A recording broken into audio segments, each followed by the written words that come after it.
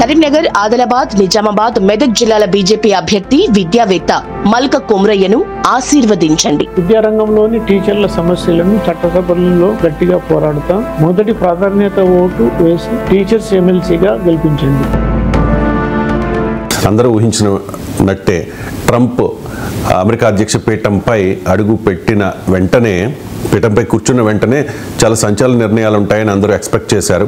As expected అలాంటి నిర్ణయాలే ఉన్నాయి. America అధ్యక్షుడిగా ఆయన పెట్టిన సంతకాలలో అనేక నిర్ణయాలు, దాదాపు ఒక 200 నిర్ణయాలు తీసుకున్నారు. నేను ఒక్కరోజు 200 ఎగ్జిక్యూటివ్ ఆర్డర్స్ ఇష్యూ చేశారు. అందులో బైడెన్ టైంలో తీసుకున్న నిర్ణయాల్లో 78 నిర్ణయాల్ని ఆయన వెనక్కి తీసేశారు. అందువల్ల సహజంగా ఎన్నికల ప్రచార సమయంలో బైడెన్ ఏమన్నాడు, ట్రంప్ ఎన్నికల ప్రచార సమయంలో ఏమన్నాడు అనే ఆయన ఐడియాలజీ ఏంటి, ఈవెన్ ఎన్నికలు అయ్యాక అమెరికా అధ్యక్షుడిగా ఎన్నికయ్యాక ప్రెసిడెంట్ ఎలెక్ట్ అంటారు. సో ప్రెసిడెంట్ ఎలెక్ట్ అయినాక కూడా కొన్ని వారాల పాటు సమయం ఉంది అధ్యక్షుడిగా. ఈ సమయంలో ఆయన చేసిన వ్యాఖ్యలు ఏంటి, వీటిని గమనిస్తే ఇప్పుడు వాటికి యొక్క కార్యరూపం ఇస్తూ అనేక నిర్ణయాలు తీసుకున్నారు. అందులో కనిపించే నిర్ణయం ఒకటి ఏంటంటే టారిఫ్స్ గురించి. ఎందుకంటే ఆయన ఎన్నికల సమయంలోనూ తర్వాత ఎన్నికలు అయిపోయాక కూడా మళ్ళీ రిపీట్ చేసింది టారిఫ్ గురించి. సో టారిఫ్ గురించి చెప్తూ ఐ లవ్ దిస్ వర్డ్, డిక్షనరీలో నాకు చాలా ఇష్టమైన పదం ఇది అని పదే చెప్పాడు. ఒక కెనడా, మెక్సికోల పైన టారిఫ్ గురించి మాట్లాడాడు, కానీ చైనా పైన టారిఫ్ గురించి మాట్లాడలేదు. వాస్తవంగా అప్పుడు చెప్పిన దాంట్లో ప్రపంచంలోని అన్ని దేశాల పైన 10% ట్యాక్సెస్ విధిస్తాను, సుంకాలు విధిస్తాను అన్నాడు. ఇప్పుడు కెనడా, మెక్సికోల పైన 25%, చైనా పైన 60% వరకు విధిస్తా అన్నాడు. కానీ ఇంట్రెస్టింగ్ ఏంటంటే ఈ 200 ఎగ్జిక్యూటివ్ ఆర్డర్స్లో అందరూ ఊహించింది టారిఫ్ వార్ మొదలు పెడతాడు అని.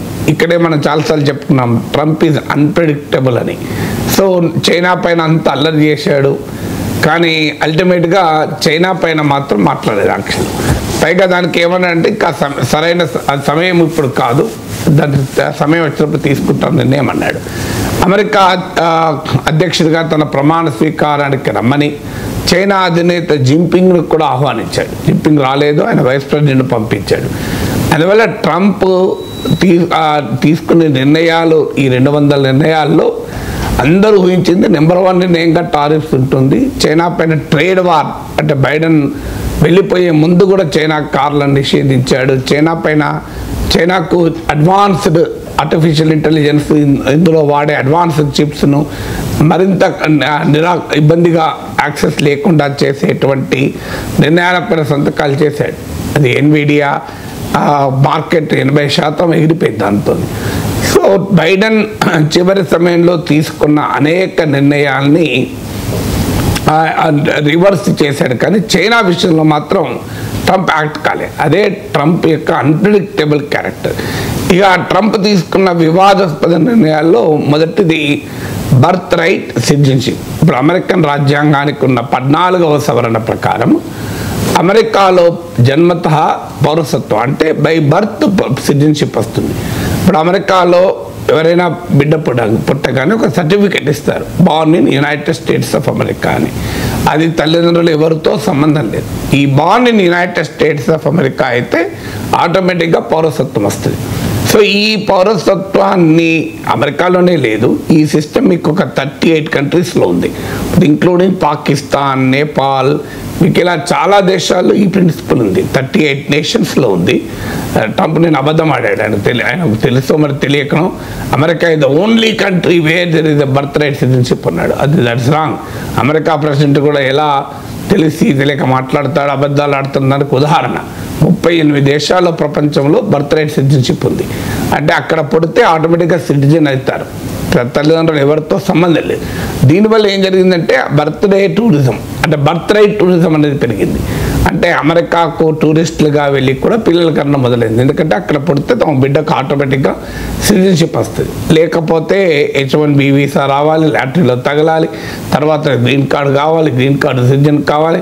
ఇవాళ చాలామంది మన IT కంపెనీలో పనిచేసే వాళ్ళు అక్కడికి వెళ్ళి 20 ఏళ్ళు కూడా పడుతుంది. అలాంటిది పుట్టుకతోనే వస్తుంది. పుట్టుకతోనే వస్తే ప్రయోజనం ఏంటంటే వాళ్ళ బిడ్డ అడల్ట్ అయ్యాక తల్లిదండ్రులకు కూడా సిటిజన్షిప్ స్పాన్సర్ చేయొచ్చు.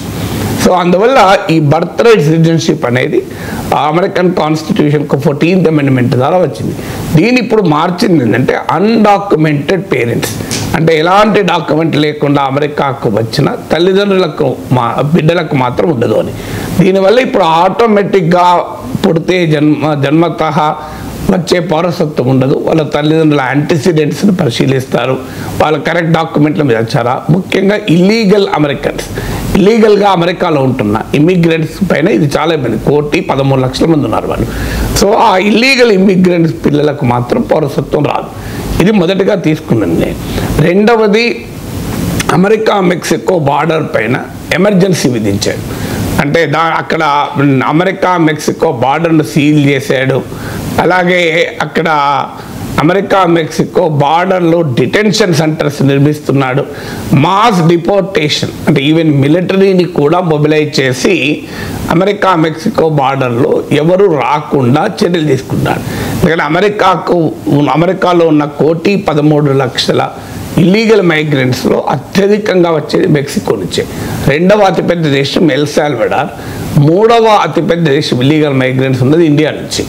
సో అందువల్ల మెక్సికో అమెరికా బార్డర్కు సీల్ చేసి మిలిటరీని కూడా మొబిలైజ్ చేస్తానికి వీలుగా నేషనల్ ఎమర్జెన్సీ ప్రకటించాడు అమెరికా మెక్సికో బార్డర్లో. ఇది మొదటి నుంచి ప్రెసిడెంట్గా ఎన్నికల్లో పోటీ చేసినప్పటి నుంచి, ప్రెసిడెంట్గా గెలిచినప్పటి నుంచి ట్రంప్ చెప్తున్నది ఇమ్మిగ్రేషన్. ఇది రెండవ అతిపెద్ద చర్య. మూడవ అతిపెద్ద చర్య ఏంటంటే 1,500 మంది పైన, అంటే 2020లో ఎన్నికలు జరిగినప్పుడు ఆ ఎన్నికల అబద్ధము, నా నుంచి గెలుపును దొంగిలించారు, నేను ఈ ఎన్నికలు గుర్తించను అంటూ ప్రెసిడెంట్ హోదాలో ఉండి తన మద్దతుదారులను అమెరికన్ క్యాపిటల్ హిల్ మీదకి, పార్లమెంట్ భవనం మీదకి ఉసికొల్పాడు ట్రంప్. దానిపైన 1,500 మంది కేసులు ఎదుర్కొంటే ఆ 1,500 మందికి ఆ ప్రెసిడెన్షియల్ పార్డన్ అంటాడు. అంటే దేశాధ్యక్షుడికి ఉండే ఒక ప్రత్యేక అధికారాల్లో ఎవరినైనా క్షమాభిక్ష పెట్టచ్చు. సో దానికి ప్రెసిడెన్షియల్ పార్డన్ ఇచ్చారు, తిరుగుండదు దానికి. ఇప్పుడు అలాగే మీకు ఈ బర్త్ రైట్ సిటిజన్షిప్ కూడా లీగల్లీ బైండింగ్ ఆర్డర్ ఇచ్చాడు. అంటే అమెరికన్ కాంగ్రెస్ అనుమతి కూడా అవసరం లేదు. లీగల్లీ బైండింగ్ ఆర్డర్ ఇచ్చడం అనేది ఒక రకంగా ఒక విధానాన్ని అమర్తించడానికి షార్ట్ కట్ ఉంటుంది. సో అలా చాలా తీవ్రమైన నిర్ణయాల్లో మూడవ నిర్ణయం ఇది. నాలుగవ నిర్ణయం ఏంటి అంటే మీకు వరల్డ్ హెల్త్ ఆర్గనైజేషన్ నుంచి ప్యారిస్ క్లైమేట్ డీల్ నుంచి ఉపసంహరించుకున్నాడు. వాస్తవంగా ట్రంప్ ప్రెసిడెంట్గా ఉన్నప్పుడే ఈ ప్యారిస్ క్లైమేట్ డీల్ అంటే ఉద్గారాలను తగ్గించడానికి, గ్రీన్ హౌస్ గ్యాస్ తగ్గించడానికి చేసుకున్న ఒప్పందం నుంచి విరమించుకున్నాడు. ట్రంప్ వచ్చాక దాన్ని మళ్ళీ బైడెన్ వచ్చాక మళ్ళీ క్లైమేట్ డీల్ చేరాడు. ఇప్పుడు క్లైమేట్ డీల్ నుంచి విరమించుకున్నాడు. ఇది అంటే ఫిఫ్త్ నిర్ణయం ఏంటి అంటే గల్ఫ్ ఆఫ్ మెక్సికో, ఇది కూడా ఆయన ప్రెసిడెంట్ ఎలక్ట్ అయినాకనే చెప్పాడు, దాన్ని గల్ఫ్ ఆఫ్ అమెరికాగా పేరు మార్చాడు. అయితే దీనివల్ల దీనివల్ల కొత్తగా మార్పు ఏమి ఉండదు. ఎందుకంటే ఇది వరల్డ్ మ్యాప్లో చేసినంత మాత్రాన ప్రపంచం అంతా మారదు. ఎందుకంటే కొన్ని వందల సంవత్సరాల క్రితం నుంచి దాన్ని గల్ఫ్ ఆఫ్ మెక్సికోగా పిలుస్తారు. గల్ఫ్ ఆఫ్ మెక్సికో అనే వాటర్ స్ట్రెచ్లో అమెరికా, మెక్సికో, క్యూబా ఉంటుంది. సో అందువల్ల ఇప్పుడు కొత్తగా ఈ నచ్చి మార్చినంత మాత్రాన అమెరికన్ మ్యాప్లో మారుతుంది తప్ప ఏమి కాదు. దీనికి మెక్సికో ప్రెసిడెంట్ రియాక్ట్ అవుతూ అమెరికాను మేము అమెరికా అంటాం, ఎంత అందంగా ఉంటుందని కూడా వ్యాఖ్యానించారు. బట్ అదొక ఫార్మల్గా తాను మార్చదలుచుకున్నాడు కనుక మార్చుకున్నాడు, అదొక ఇండికేటర్గా. ఆరవది క్యూబాను టెర్రరిస్ట్ కంట్రీ జాబితా నుంచి బైడెన్ తొలగించాడు. దాన్ని మళ్ళీ అమెరికా అధ్యక్షుడిగా ట్రంప్ క్యూబాను టెర్రరిస్ట్ కంట్రీగా మళ్ళీ చేర్చాడు. ఏడవది టిక్టాక్కు లైఫ్ లైన్ ఇచ్చాడు. టిక్టాక్ వాస్తవంగా 19వ తారీఖుకే టిక్టాక్ పని ముగియాలి. టిక్టాక్ గతంలోనే అమెరికా ప్రభుత్వం మీరు ముయ్యండి, లేదంటే అమెరికాకు అమ్మివేయండి, అమెరికన్ కంపెనీకి అన్నాడు. సో ఇప్పుడు అమెరికన్ కంపెనీకి మీకు అమ్మివేసేటువంటి పని అనేది జరిగిపోవాలి. ఎందుకంటే అమెరికన్ సుప్రీం కోర్టు కూడా దీన్ని వ్యాలిడేట్ చేసిన తర్వాత ఇక లేదు, 19th క్లోజ్ కావాలి. సో ప్రెసిడెన్షియల్ ఆర్డర్ ఇష్యూ చేస్తూ 75 days విండో ఇచ్చాడు. ఇప్పుడు ట్రంప్ చెప్పినట్లు 50% అన్న అమెరికన్ పార్ట్నర్ రావాలి దీంట్లకు. ఈవెన్ టిక్ టాక్ అధినేత షీ జిన్పింగ్ కూడా ఈ ప్రెసిడెన్షియల్ విక్టరీ ర్యాలీలో పాల్గొని ప్రమాణ స్వీకారంలో కూడా పాల్గొన్నాడు.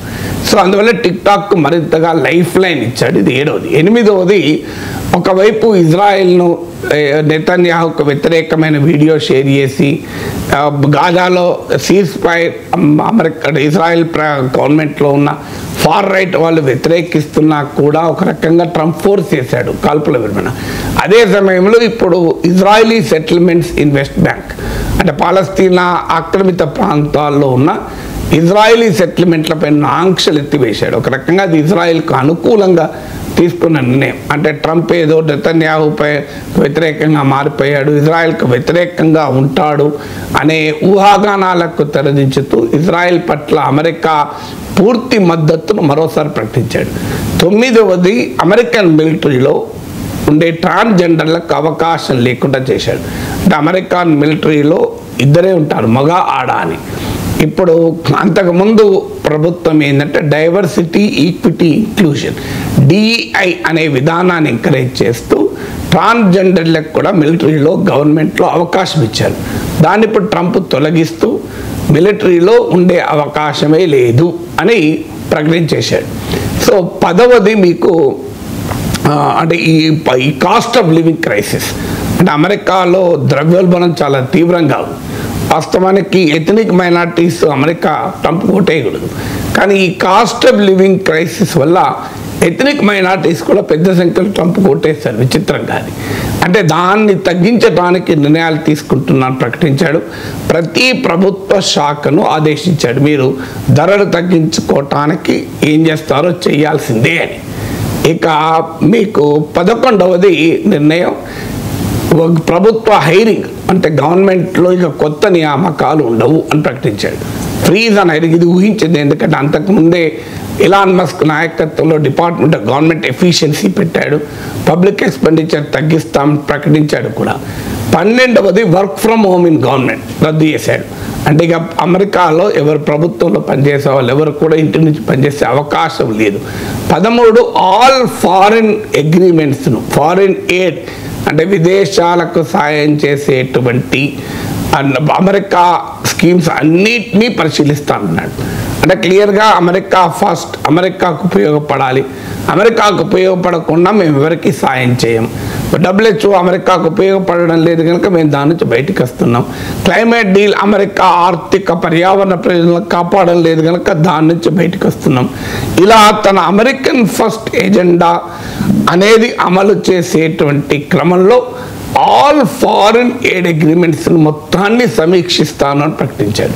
సో ఇప్పుడు మీకు చెప్పిన 200 ఎగ్జిక్యూటివ్ ఆర్డర్లు ఈ 13 చెప్పారు ఇప్పటికి మీకు. ఈ 13 కూడా ఒక శాంపుల్ మాత్రమే, కానీ ఈ శాంపుల్ ఏం తెలియజేస్తుంది? ఈ శాంపుల్లో ఉన్న వాటిని చూస్తే, ఒకటి క్లియర్గా ట్రంప్ ప్రపంచంలో ఎక్కడ ఇన్వాల్వ్ కావాలి, ఎక్కడ ఇన్వాల్వ్ కాకూడదు అన్నప్పుడు చాలామంది ఊహించినట్లు ఐసోలేషన్గా ఉంటాడు, ప్రపంచానికి సంబంధం లేకుండా ఉంటాడు. అది నిజం కాదు. తనకు అమెరికన్ ఫస్ట్ అనే ఎజెండాతో అమెరికాకు ఉపయోగపడేటువంటి అంశాల్లో ప్రొయాక్టివ్గా ఉంటాడు. అందుకే మీకు ఇజ్రాయెల్ సెటిల్మెంట్లను కూడా గుర్తించాడు. ఇక 2వది తన ఎజెండా ఈ డైవర్సిటీకి, ఈక్విటీకి, ఇంక్లూజన్కి వ్యతిరేకం. రిపబ్లికన్లు మొదటి నుంచి కూడా ఛాందస భావాలు సాంప్రదాయ భావాలు ఉండేటువంటి వారు కనుక ఆ కన్జర్వేటివ్ సొసైటల్ ఎజెండాను ఇంప్లిమెంట్ చేస్తున్నాడు. అలాగే యాంటీ ఇమిగ్రేషన్ ఎజెండాను ఇంప్లిమెంట్ చేస్తున్నాడు. అంటే తాను make America great again, America first అనే నినాదాలతో వచ్చాడు కనుక వాటికి క్లియర్గా రూపాన్నిస్తూ ఈ ఆదేశాలు ఉన్నాయి. కానీ ఇంట్రెస్టింగ్ ఏంటంటే మొదటి నుంచి అందరూ చెప్పుకున్నట్లు ట్రంప్ ఈజ్ హైలీ అన్ప్రిడిక్టబుల్. ఎప్పుడు ఏం చేస్తాడో ఎవరికి తెలియని మనిషి కనుక అది కూడా నిన్న రుజువైంది. టారిఫ్ గురించి ఇంత మాట్లాడి నెంబర్ 1 నిర్ణయంగా టారిఫ్ ఉంటుంది అనుకుంటే టారిఫ్ ముచ్చట టారిఫ్ గురించి ఎక్కడా ఆదేశం లేవు. కెనడా పైన, మెక్సికో పైన 25% వేస్తానని, కానీ యాంటీ చైనా రెటోరిక్ ఉంటుంది అనుకున్నాడు. కానీ చైనా గురించి మాట్లాడలేదు. అయితే ఒక మొదటి రోజు మాట్లాడలేదు కనుక ఇక మాట్లాడాలని కాదు, బట్ డెఫినెట్గా that reveals the unpredictable character of Donald Trump. Guru Patwant Singh Pannun అంటే ఖలిస్తానీ తీవ్రవాదిగా ముద్రపడ్డ పన్ను ఈ ట్రంప్ అధ్యక్ష పదవి స్వీకార కార్యక్రమంలో కనిపించి అక్కడ ప్రో ఖలిస్తాన్ స్లోగన్స్ నినాదాలు ఇచ్చారు సార్. అక్కడ అంటే ట్రంప్ ఇచ్చిన పార్టీలో కనబడ్డాడని వచ్చింది మీడియాలో, పదవి స్వీకార ప్రమాణంలో కనిపించాడో లేదు తెలియదు. లెట్ మీ సార్ టెర్రరిస్ట్ గురు పత్వంత్ సింగ్ పన్ను gate crashes Donald Trump's inauguration chance pro Khalistan slogans in viral. అదే అండి, ఇనాగ్రేషన్ పార్టీలో కనబడ్డాడు. పార్టీలో ఇనాగ్రేషన్ ఇచ్చిన సందర్భంగా పార్టీలో కనబడ్డాడు.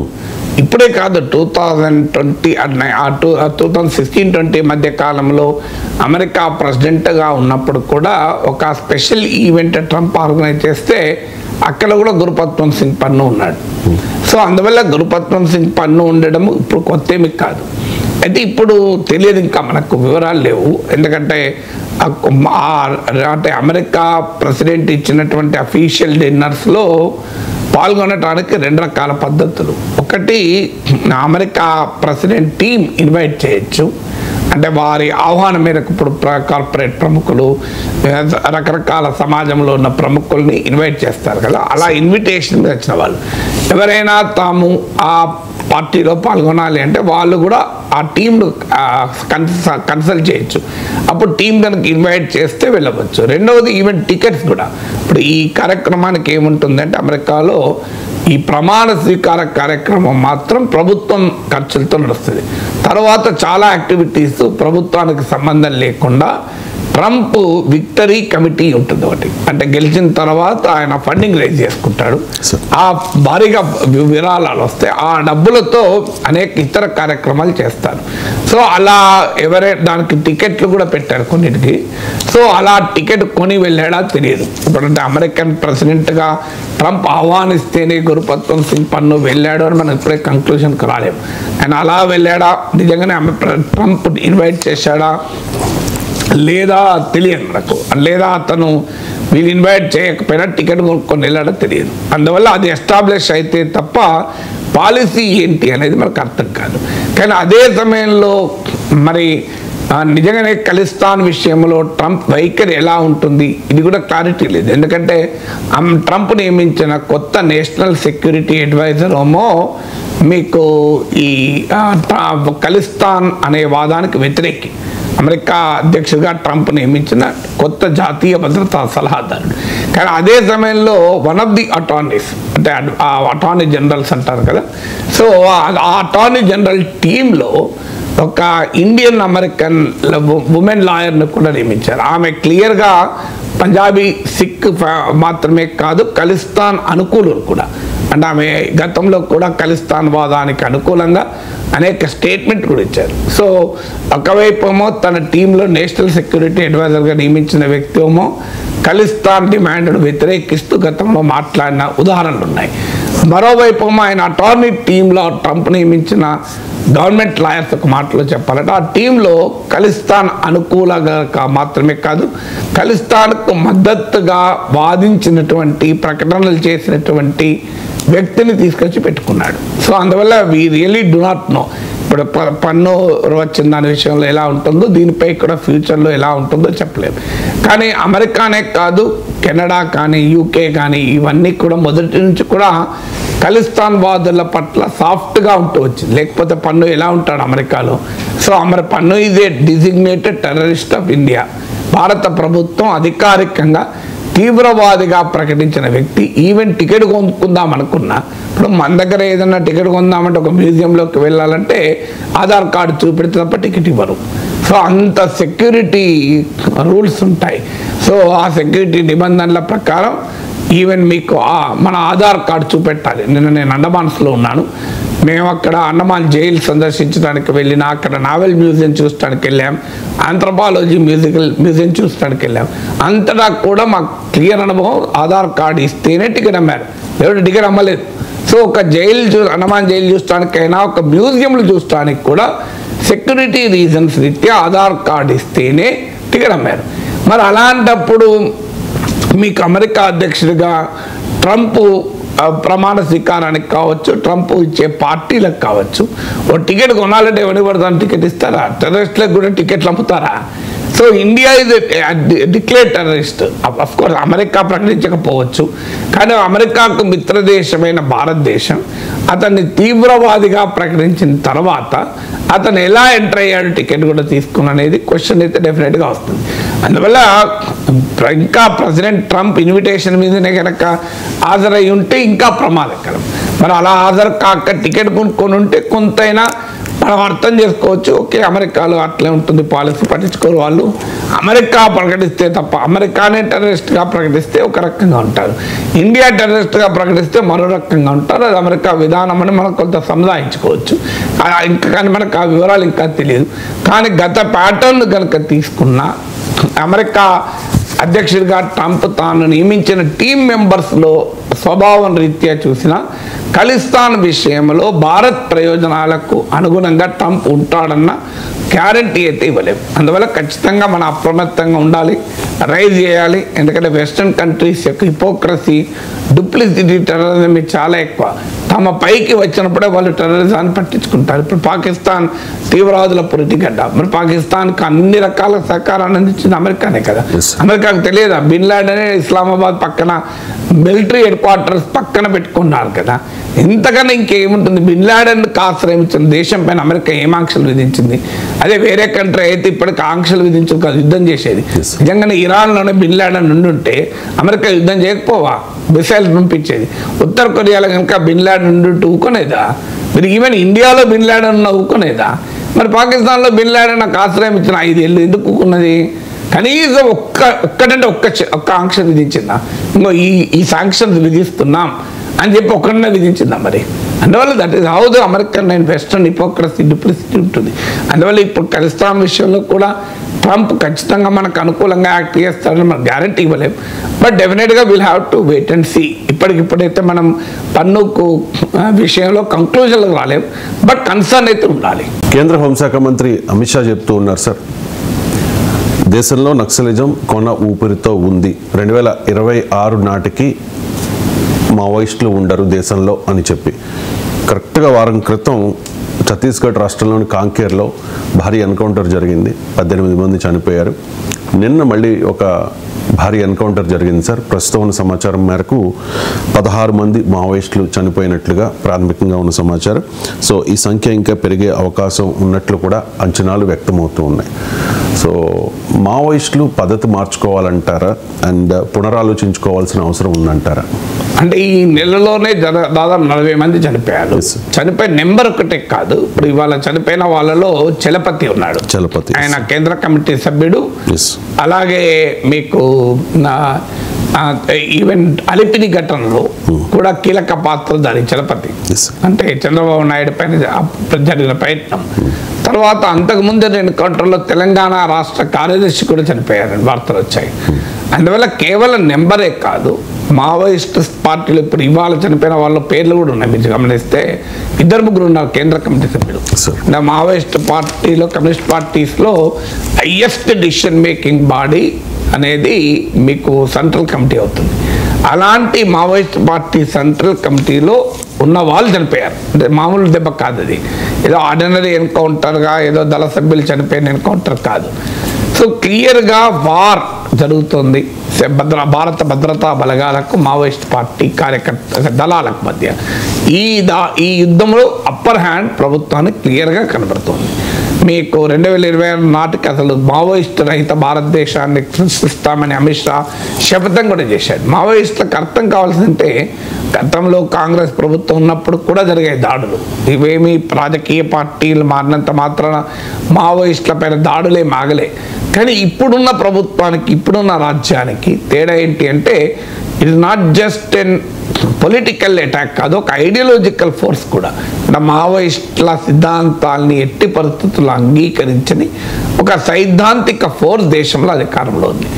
సో మావోయిస్టులు మీరు అడిగిన ప్రశ్నకి మావోయిస్టులు పునరాలోచించుకోవాలంటే ఖచ్చితంగా పునరాలోచించుకోవాలి. ఎందుకంటే మావోయిస్ట్ పార్టీ, నక్సలైట్ పార్టీ చారు మజిందార్ పంతా అని 1960s లేట్ 60sలో మేము ఈ పార్లమెంటరీ పార్లమెంట్లు పందుల దొడ్లు అని చెప్పి పిలిపించారు వాళ్ళు. ఈ పార్లమెంట్లో ఏమవుతుంది, ఏమీ కాదు, సాయుధ తిరుగుబాటు ద్వారా మాత్రమే, తుపాకీ గొట్టం ద్వారా మాత్రమే, వర్గశత్రువుల రక్తంతో ఎరిపెక్కించి భూమిని మేము విప్లవాన్ని చేస్తామని మొదలుపెట్టారు. ఎప్పుడు ఇది లేట్ 60s. ఇవాళ మనం 2025లో ఉన్నాం. దాదాపు 60 ఏళ్ళ నుంచి అనేక గ్రూపులుగా అనేక ముక్కలుగా విడిపోయి అల్టిమేట్గా ఇప్పుడు మావోయిస్ట్ పార్టీ ఒకటి కొంత బలమైన పార్టీగా ఉంది. మరి ఈ 60 ఏళ్ల ప్రస్థానంలో ఏం జరిగింది? ఆఖరికి మిగిలింది రక్తపాతం తప్ప ఏం లేదు. భద్రతా బలగాలు, పోలీసులు చనిపోయారు, జవాన్లు చనిపోయారు, ఇటు పెద్ద ఎత్తున మావోయిస్ట్ క్యాడర్లు చనిపోయారు. 60 years తర్వాత కూడా సాధించిన విజయం ఏంటి అంటే ప్రశ్నార్థకమే. ఏదో దండకారణ్య ప్రాంతమో, బస్తర్ ప్రాంతమో, ఆంధ్ర ఒరిస్సా బార్డర్లో ఇంటీరియర్ లోతట్టు ప్రాంతాల్లో తమ విజయాలుంటే ఉండవచ్చు. దీనికి కారణం ఏంటి అనేది ఇప్పటికైనా మావోయిస్ట్ పార్టీ అర్థం చేసుకోవాలి. దీన్ని లెఫ్ట్ అడ్వెంచరిజం అంటారు. సో వామపక్ష అతివాదం. సో ఈ తుపాకీ గుట్టం ద్వారా చేయగలుగుతామా? పొరుగునున్న దేశాల అనుభవాలను చూడండి. నేపాల్ ఉంది. నేపాల్లో మావోయిస్ట్ పార్టీ ఒక 10 ఏళ్ల పాటు రాజ్యం వెళ్ళింది. గ్రామీణ నేపాల్లోకి అసలు ప్రభుత్వం కాదు, వేరే రాజకీయ పార్టీ కూడా ఎంటర్ కాలే. ఆ స్థాయిలో పెద్ద ఎత్తున రాజ్యం వెళ్ళింది. చివరకు రాజుకు వ్యతిరేకంగా ఒక ప్రజాస్వామిక పోరాటం జరుగుతుంటే అందులో భాగమే నేపాలీ మావోయిస్టులు. చివరకు నేపాలీ మావోయిస్ట్ నాయకుడైన ప్రచండ ప్రైమ్ మినిస్టర్ కూడా కాగలిగాడు. సో అందువల్ల నేపాల్ అనుభవం నేపాల్ రాజ్యంతో పోలిస్తే భారతదేశ రాజ్య వ్యవస్థకు చాలా ఎక్కువ బలం. అయినా నేపాల్ మావోయిస్టులు భారత మావోయిస్టుల కన్నా చాలా ఎక్కువ బలవంతులు. అయినా కూడా ఏమీ చేయలేకపోయారు, ఆయుధాలు వదిలేశారు.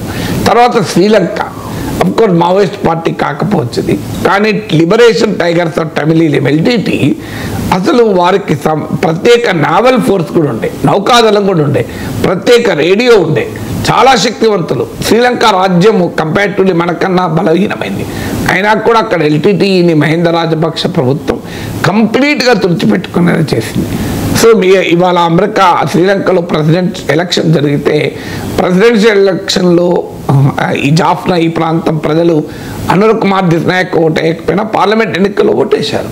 అందువల్ల మీరు మనకు అర్థం కాదు. ఇప్పుడు ఈ రెండు ఇదే కాకుండా ప్రపంచవ్యాప్తంగా చాలా అనుభవాలు ఉన్నాయి. ఇప్పుడు పెరూలో షైనింగ్ పాత్ అని, ఎల్ సాల్వడార్, ఇలా అనేక లాటిన్ అమెరికా దేశాల్లో కూడా వామపక్ష తీవ్రవాదులు పెద్ద విజయాలు సాధించలేకపోయారు. కొన్ని సందర్భాల్లో కొన్ని విజయాలు సాధించా మళ్ళీ దెబ్బతిన్నారు. అందువల్ల స్టిల్ అర్థం చేసుకోవాల్సింది ఒకటి, రాజ్యానికి ఉన్న శక్తి సామర్థ్యాలు చాలా ఎక్కువ. It's a military state. ఇప్పుడు రెండు మావోయిస్టుల గతంలో లాగా అర్బన్ ఏరియాస్లో మద్దతు లేదు. ఒకప్పుడు అర్బన్ ఏరియాస్ షెల్టర్స్గా రిసోర్సెస్ నిధులకు అలాగే వైద్య సదుపాయాలు ఇప్పుడు చాలామంది ఎందుకు దొరుకుతున్నారు మావోయిస్ట్ కేంద్ర కమిటీ సభ్యులకు కూడా వృద్ధాప్యం వల్ల అనారోగ్యం వల్ల చికిత్స కొరకు వస్తుంటే వాళ్ళని పోలీసులు ఇంటెలిజెన్స్ వారు ఐడెంటిఫై చేసి పట్టుకుంటున్నారు. సో ఒకప్పట్లాగా అర్బన్ సెంటర్ చాలా బలంగా సాంస్కృతిక కేంద్రాలుగా పెద్ద ప్రజా ఉద్యమ కేంద్రాలుగా మీకు మెయిన్ స్ట్రీమ్ హక్కుల ఉద్యమ కేంద్రాలుగా ఉండే. ఇప్పుడు ఆ సిచ్యువేషన్ ఎక్కడా లేదు. సమాజంలో కూడా మార్పు వచ్చింది. పోస్ట్ లిబరలైజేషన్, ఎకానమీ మారిపోయింది, సోషాలజీ మారిపోయింది. గతంలో లాగా భయంకరమైన దోపిడీ, అణచివేత, క్రూరత్వం లేదు.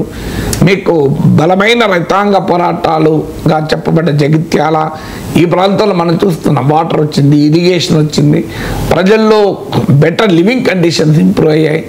సో ప్రజల మానసిక స్థాయి మారింది, కొత్త తరం వస్తుంది జెన్జీ అని. సో ప్రపంచంలో ఒక అద్భుతమైన ఎంటర్టైన్మెంట్ ప్రపంచం వచ్చింది. లీజర్ను ఆలోచనల వైపుగా కాకుండా ఆలోచనలకు సంబంధం లేని కొత్త ప్రపంచంలోకి తీసుకెళ్తుంది. సో ఈవెన్ ఒకప్పట్లాగా మీకు అప్పుడు రీజనల్ ఇంజనీరింగ్ కాలేజ్ వరంగల్, ఇప్పుడు NIT, కాకతీయ మెడికల్ కాలేజ్, ఇక్కడ నుంచి వచ్చే వాళ్ళ క్యాడర్, ఇప్పుడు బాగా చదువుకున్న క్యాడర్ మావోయిస్ట్ పార్టీలకు ఎవరు రావడం లేదు. సో ఇన్ని పరిణామాలు సమాజంలో వచ్చాక ఇంకా మేము ఆయుధాలు పట్టుకుని ఇలాగే మేము పోరాడతామంటే ఇది అన్ఈవెన్ బ్యాటిల్, అన్ఈక్వల్ బ్యాటిల్ అవుతుంది. అందువల్ల ఇప్పటికైనా మావోయిస్ట్ పార్టీ ఖచ్చితంగా పునరాలోచించుకోవాలి. కంప్లీట్గా ఇంకా ఎక్కువ నష్టాలు పోకముందే తమ సాయుధ పంతా వీడి జనజీవన సెవెంత్లోకి వచ్చి భారత ప్రజాస్వామిక రాజకీయాల్లో నేపాలీ మావోయిస్టులాగా కనుక ఎంటర్ కాగలిగితే సమాజానికి మంచిది, వాళ్ళకు మంచిది. ఎందుకంటే ఇట్ ఈస్ నాట్ లైక్ చాలామంది మావోయిస్ట్ పార్టీని కూడా ఇది కూడా ఇతర తీవ్రవాద సంస్థలు లాంటివి అంటారు. కానీ మావోయిస్ట్ పార్టీ పొలిటికల్ మూమెంట్, అదొక రాజకీయ ఉద్యమం. దాని స్వభావాన్ని మనం అంగీకరించకపోవచ్చు, లక్ష్యమైన సాయుధ తిరుగుబాటును మనం అంగీకరించకపోవచ్చు, కానీ it is a political moment అనేది వాస్తవం. సో ఇది నేను చెప్పడం కాదు, ఇందిరాగాంధీ హయాంలో అప్పటి ప్రణాళికా సంఘ ఉపాధ్యక్షుడిగా ఉన్న మన్మోహన్ సింగ్ నాయకత్వంలో కమిటీ వేస్తే ఆ కమిటీ కూడా ఇది చెప్పింది. Left wing developmental challenges in the left wing affected areas అని బిడి శర్మ, బాలగోపాల్, సుఖ్దేవ్ తోరట్ లాంటి ప్రఖ్యాత మేధావులతో కూడిన కమిటీని భారత ప్రణాళికంగా నియమిస్తే ఆ కమిటీ కూడా అదే చెప్పింది. అందువల్ల ఈవెన్ అమిత్ షా ఉపన్యాసాలు కూడా ఆడపాదడప ఆ మాట కూడా కనబడుతుంది. అందువల్ల it is a political moment thrown up by socio economic condition. So ఆ సోషియో ఎకనామిక్ కండిషన్స్ మారుతున్నాయి, సమాజ రాజకీయ సామాజిక స్వభావం మారుతుంది, ఆర్థిక స్వభావం మారుతుంది. ఇంకా నేను 50 ఏళ్ల కింద 40 ఏళ్ల కింద ఇచ్చిన నినాదాలే ఇస్తాం, ఇచ్చిన పద్ధతులే అనుసరిస్తామంటే ఇట్ డజంట్ వర్కౌట్. మారిన సమాజం ప్రకారం మారకపోతే ఇలా వామపక్ష పార్టీల పరిస్థితి చూస్తున్నాం కదా. మీరు వామపక్ష పార్టీల మీటింగ్లోకి వెళ్ళండి, బిలో 30 వాళ్ళు ఒక్కరు కనబడరు, 1% కూడా కనబడరు. బిలో 30 years వాళ్ళు కనబడకపోతే ఫ్యూచర్ ఏముంటుంది? బిలో 40 years వాళ్ళు చాలా తక్కువ ఉంటారు. మరి ఈ పరిస్థితి ఎందుకు వచ్చింది? 30 ఏళ్ల లోపు వాళ్ళు ఎందుకు ఈ ఆలోచనలతో అట్రాక్ట్ కావడం లేదు? నాకు ఇప్పటికి గుర్తు, నేను స్టూడెంట్గా ఉన్నప్పుడు యూనివర్సిటీలో ఒక చిన్న ఇష్యూ జరిగితే వేల సంఖ్యలు వచ్చేవాళ్ళు. వియత్నాం పైన అమెరికా వార్ ప్రకటించిన రోజు కొన్ని వేల మంది, దాదాపు ఒక 10,000 మంది విద్యార్థులు హైదరాబాద్ నగర వీధుల్లో హమారా నామ్ తుమారా నామ్ సబ్కా నామ్ వియత్నాం వియత్నాం అని నినాదాలు ఇచ్చారు. 10,000 మంది విద్యార్థులు, మామూలు విషయం కాదు. ఇప్పుడు ఎవరన్నా అలా ఉందా? మీరు అమెరికా కంట్రీ పైన దాడి చేసి కాదు, ఏం జరిగినా ఆ రియాక్షన్ ఉందా? ప్రపంచం మారిపోయింది. అందువల్ల అప్పటి సైద్ధాంతిక భూమిక లేదు, అప్పటి సమాజ స్పందనలు లేవు, అప్పుడున్న బలాబలాలు లేవు ఇప్పుడు. అందువల్ల ఇప్పుడు మారిపోయింది. కమ్యూనికేషన్ టెక్నాలజీ మారింది, ట్రాన్స్పోర్టేషన్ మారింది. ఒకప్పటిలాగా నేను హైడౌట్లు పెట్టుకుంటాను అంటే హైడౌట్లను ఛేదించడం పెద్ద కష్టం కాదు. శాటిలైట్ టెక్నాలజీ వచ్చింది. నువ్వు ఎక్కడ మారుమూల అడవిలో ఉన్నా GPS ద్వారా రకరకాల సాంకేతిక ప్రక్రియల ద్వారా పట్టుకోవచ్చు. అందువల్ల ఇంత ప్రపంచం మారిన తర్వాత స్టిల్ నేను ఇంకా ఆ సాయుధ పంతాల్లోనే ఉంటా, ఇంకా నేను వర్గశత్రుల రక్త తర్పణంతో ఎరిపెక్కిస్తాను, తుపాకీ గొట్టం ద్వారా రాజ్యాధికారం వస్తా అంటే బ్యాలెట్ పేపర్ మీద ఈవీఎంల మీద ఓటేయడానికే వామపక్షాల పట్ల సిద్ధంగా లేరు ప్రజలు. అందువల్ల ప్రజల్ని సమీకరించకుండా ప్రజల్ని చైతన్యవంతులు చేయకుండా ఎలా అవుతారు? ఈవెన్ లెనిన్ అంటాడు, ఒక విప్లవ పరిస్థితులు లేకుండా విప్లవ నినాదాలు ఇవ్వడం అనేది ప్రమాదకరము, నష్టదాయకము అంటాడు. రెవల్యూషనరీ కండిషన్స్ లేకుండా రెవల్యూషనరీ స్లోగన్స్ ఎట్లా పనిచేస్తాయి? కండిషన్స్ ఉన్నాయని భ్రమలో ఉంటే ఎలా? మేము ఇంకా రెవల్యూషనరీ కండిషన్స్ ఉన్నాయి, ప్రజలు పెద్ద ఎత్తున విప్లవానికి సిద్ధపడుతున్నారు, సాంప్రదాయ ఆయుధాలు పట్టుకుని అని భ్రమల్లో ఉంటే ఉపయోగం లేదు. రియాలిటీ అది కాదు. So they have to change. ఖచ్చితంగా మావోయిస్ట్ పార్టీ పునరాలోచించుకోవాలి. సమయం ఆసనమైంది. సాయుధ పంతాన్ని వీడి ప్రజాస్వామిక స్రవంతిలో భాగంగా ఈ వ్యవస్థలో మార్పు కొరకు ప్రయత్నం చేయాలి, ప్రజాస్వామిక పద్ధతుల ద్వారా. ప్రొఫెసర్ గారు, గత 4-5 రోజులుగా లోకేష్కు డిప్యూటీ సీఎం పదవి ఇవ్వాలి అని చెప్పి తెలుగుదేశం పార్టీ నాయకులు ఒక్కొక్కరుగా మాట్లాడుతూ ఉన్నారు సార్. ముందుగా మహాసేన రాజేష్ ఈ అంశాన్ని లేవనెత్తితే ఆ తర్వాత సోమిరెడ్డి చంద్రమోహన్ రెడ్డి ఒక ట్వీట్ చేశారు, తర్వాత ఆదిరెడ్డి వాసు ఒక కమెంట్ చేశారు. అంతకుముందు శ్రీనివాసరెడ్డి కడప జిల్లా టీడీపీ ఇన్ఛార్జ్ లోకేష్కు డిప్యూటీ సీఎం పదవి ఇవ్వాలని కమెంట్ చేశారు. అండ్ రీసెంట్గా టీజీ భరత్ దావోస్లో కూడా చంద్రబాబు నాయుడు అండ్ లోకేష్ వాళ్ళిద్దరు సమక్షంలోనే తన మనసులోని మాటను, అంటే లోకేష్కు అర్హత ఉంది, ఆయన గొప్ప గొప్ప చదువులు చదువుకుని వచ్చారు కాబట్టి ఆయనకి డిప్యూటీ సీఎం పదవి ఇవ్వాల్సిన అవసరం ఉంది అని చెప్పి మాట్లాడిన పరిస్థితి. ఒకసారి టీజీ భరత్ బయట ప్లే చేయండి. మోస్ట్ డైనమిక్ యూత్ లీడర్ మా నారా లోకేష్ గారు, హైలీ ఎడ్యుకేటెడ్, 175 ఎమ్మెల్యేలు, 25 ఎంపీలు, రాజ్యసభ ఎంపీలలో స్టాన్ఫర్డ్ నుంచి చదివిన వాళ్ళు ఎవరు లేరండి. So very highly educated, so he knows what to do, when to do everything. So perfect blend ఉంది మాకు, ఇట్లా సీనియరు ఇట్లా జూనియరు. వీ హ్యావ్ అంటే లాంగ్ టర్మ్ విజన్, ఒక ఆలోచన చేస్తే ఫ్యూచర్ ఆఫ్ తెలుగుదేశం పార్టీకి ఉంది అని చెప్పేదానికి ఒక క్లారిటీ ఉందన్నమాట మా పార్టీలో. అండ్ నచ్చినా నచ్చకపోయినా ఎవరికైనా ఫ్యూచర్ ఇస్ లోకేష్ గారు. అండ్ కాబోయే ముఖ్యమంత్రి కూడా మన లోకేష్ గారు ఫ్యూచర్లో. ఓకే, కాబోయే సీఎం అన్నారు. అంతకుముందు అందరూ కూడా డిప్యూటీ సీఎం చేయాలి లోకేష్కి అని చెప్పి అందరికీ తెలుసు, అందరూ చూసే ఉంటారు సోషల్ మీడియాలో. శ్రీనివాస్ రెడ్డి మాట్లాడారు, ఒకసారి ఆ బయట కూడా ప్లే చేయండి. నేత మన చివరగా మాకొక కోరిక సార్, 43 సంవత్సరాల్లో తెలుగుదేశం పార్టీ ఆవిర్భవించిన తర్వాత 3వ తరం నేత మన పార్టీలోకి వచ్చారు, నారా లోకేష్ గారు. మరి పార్టీకి భవిష్యత్తులో యువతకు ఒక భరోసా ఇవ్వాలన్నా, పార్టీకి భరోసా ఇవ్వాలన్నా నారా లోకేష్ గారిని డిప్యూటీ సీఎంగా ప్రమోట్ చేయాలని చెప్పి మేము అందరం కూడా కోరుకుంటున్నాం సార్. దీనివల్ల పార్టీకి బ్రహ్మాండమైన భవిష్యత్తు ఉంటుంది. అన్ని రకాలుగా యువతను ప్రోత్సహించే విధంగా ఆయన ఈరోజు ఐటీ రంగానికి కానీ, పారిశ్రామిక రంగానికి కానీ, అనేక సంస్థలు రాష్ట్రానికి తీసుకొచ్చే దాంట్లో కానీ ఆయన చేస్తున్న కృషిని ప్రజలందరూ గమనిస్తున్నాం. ఆయనను మరింత ఎలివేట్ చేసి పార్టీకి ఉజ్వల భవిష్యత్తు ఉండే విధంగా తమరు చేస్తారని ఆశిస్తూ, తప్పుగా మాట్లాడింటే మన్నించవలసిందిగా కోరుకుంటూ చివరగా లోకేష్కు డిప్యూటీ సీఎం ఇవ్వాలని కొంతమంది, కాదు సీఎంనే చేసేయాలని మరికొంతమంది.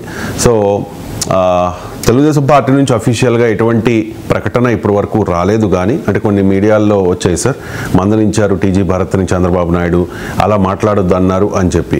కానీ జనసేన పార్టీ అఫీషియల్గా నిన్న ఒక ప్రకటన చేసింది సార్.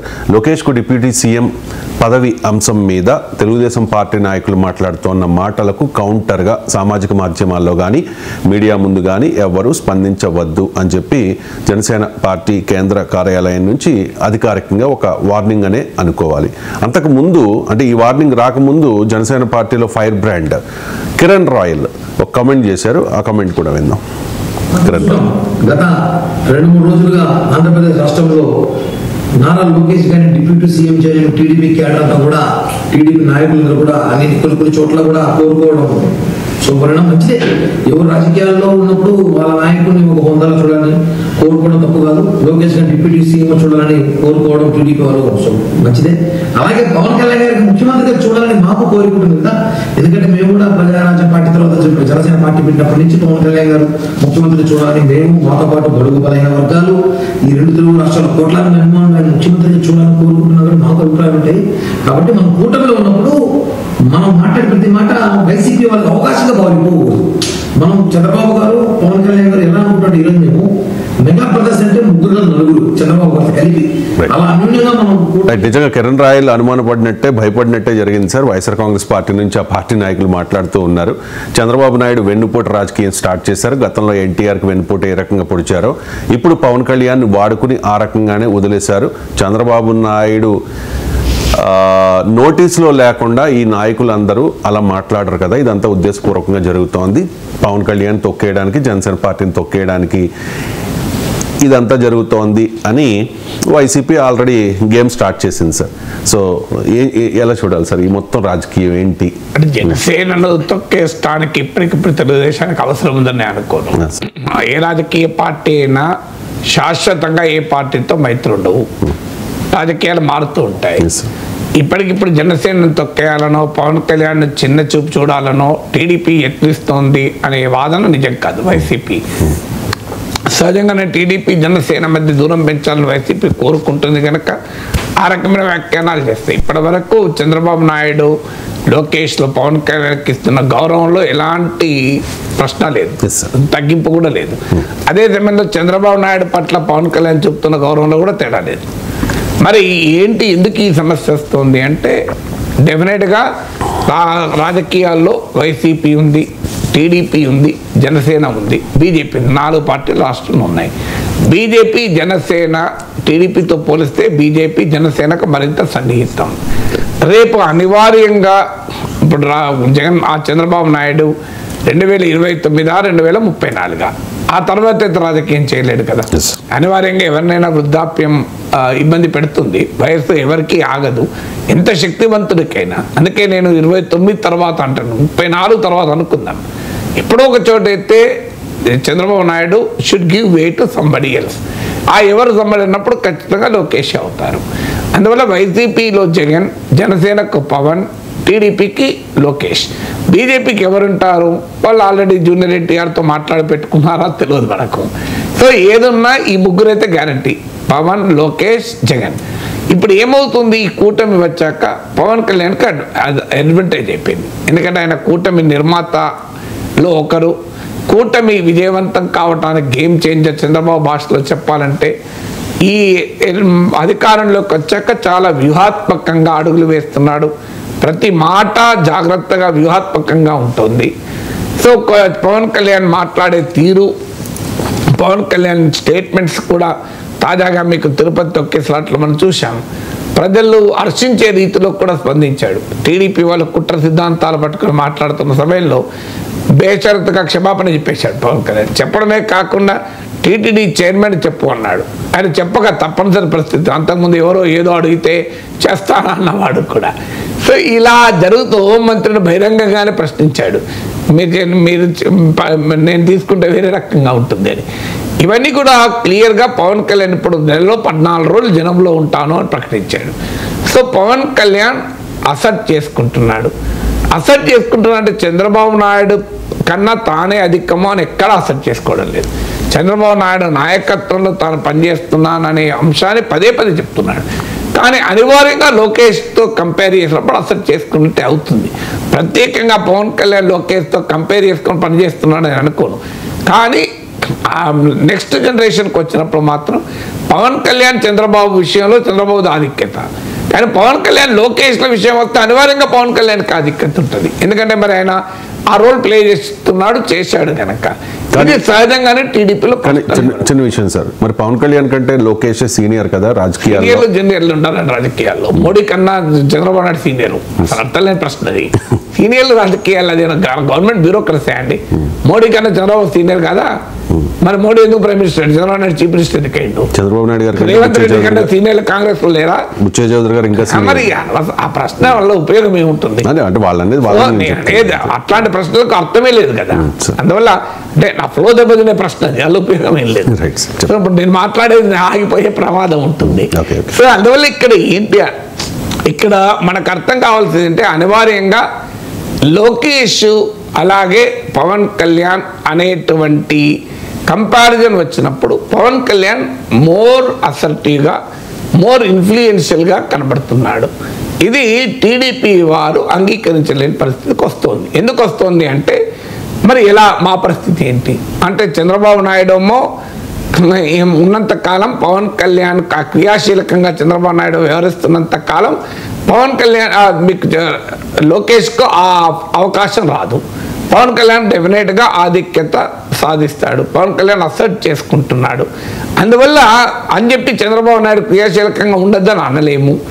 ఈ డైలమా అనేది టీడీపీలో కనబడుతోంది. ఇప్పుడు మీకు కేవీఆర్ రాధాకృష్ణ కూడా తన వ్యాఖ్యానాలు చేసినట్లు మర్రి చెట్టు కింద ఏ చెట్టు మొలవదు, చంద్రబాబు నాయుడు క్రియాశీలకంగా ఉన్నంతకాలం లోకేష్గా గుర్తింపు రాదు, ఇలాంటి వ్యాఖ్యానాలు ఎందుకు చేస్తున్నారు అంటే ఈ కంపారిజన్ అంటే చంద్రబాబు నాయుడు పవన్ కళ్యాణ్ల కంపారిజన్ చంద్రబాబు నాయుడే పెద్ద, చంద్రబాబు నాయుడే నాయకుడు, అందులో డిస్ప్యూట్ లేదు. ఆ విషయంలో పవన్ కళ్యాణ్ కూడా వేరే రకంగా వివరించడం లేదు. కానీ పవన్ కళ్యాణ్ లోకేష్ కంపారిజన్ వస్తే ఇప్పుడున్న రాజకీయ పరిస్థితుల్లో ఖచ్చితంగా పవన్ కళ్యాణ్ది ఆధిక్యత కనబడుతోంది. ఇది టీడీపీ వారు ఇప్పటికిప్పుడు పవన్ కళ్యాణ్ పైన వ్యతిరేకత లేకపోయినా తమ పార్టీకి ఇది నష్టంగా ఉండే ప్రమాదం ఉంది అని భావిస్తున్నారు. తమ పార్టీకి నష్టంగా ఉంది అనే ప్రమాదం ఎందుకు భావిస్తున్నారంటే 29 తర్వాత 34 తర్వాత చంద్రబాబు నాయుడు క్రియాశీలకంగా ఉండలేడు.